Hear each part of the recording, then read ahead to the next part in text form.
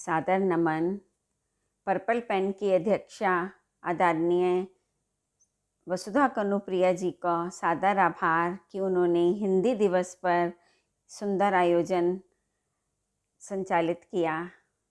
हिंदी हमारी अस्मिता पर एक आलेख प्रस्तुत कर रहे हैं। भाषा किसी भी समाज की आत्मा होती है और वहाँ रहने वाले निवासियों के विचारों की समाहिका होती है। देश का सर्वांगीण विकास बिना मातृभाषा के विकास के संभव नहीं है। हिंदी हमारी मातृभाषा है और एक मीठी जुबान है जिसमें हमारी संस्कृति की पहचान है। यह हकीकत धरातल की भाषा है। जब तक हम अपनी जड़ों और ज़मीन से ना जुड़ें और हम कितनी भी प्रगति करें तो सब निरर्थक है।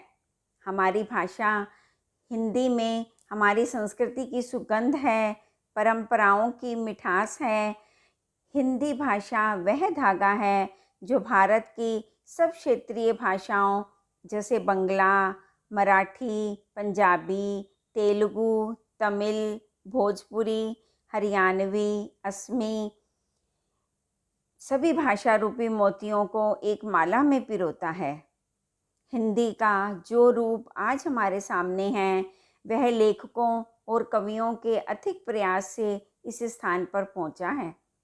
हिंदी के धर्म ग्रंथ गीता, महाभारत, वेद, पुराण में हिंदी का अप्रतिम विकसित रूप देखने को मिलता है। हिंदी साहित्य में सूर, कबीर, तुलसी, मीरा के युग के बाद लंबे समय तक एक विश्राम रहा। लंबे अंतराल के बाद धीरे धीरे भाषा फिर से परिपक्व हुई। स्वतंत्रता संग्राम में हिंदी भाषा को प्रमुखता मिली। उस दौरान अति उच्च कोटि का साहित्य रचा गया और हिंदी भाषा ने जनजीवन को जागृत किया। आचार्य महावीर प्रसाद द्विवेदी जी को कोटि कोटि नमन और अभिनंदन है, जिन्होंने हिंदी के सम्मान और उत्थान के लिए अपना सर्वस्व जीवन अर्पित कर दिया। उनके अप्रतिम योगदान के लिए सभी हिंदी लेखक और पूरा राष्ट्र नतमस्तक है। हिंदी भाषा में गजब की वैज्ञानिकता और ध्वन्यात्मकता है। हमें अपनी भाषा हिंदी पर गर्व करना चाहिए। भारतेंदु हरिश्चंद्र जी ने भी कहा है, निज भाषा उन्नति अहे, सब उन्नति को मूल, बिन निज भाषा ज्ञान के, मिटे ना हिये को शूल। हिंदी के संवर्धन के लिए मैं यही कहना चाहूँगी कि हिंदी में पढ़ें, हिंदी में सोचें, हिंदी में लिखें और बच्चों से हिंदी में ही बातें करें।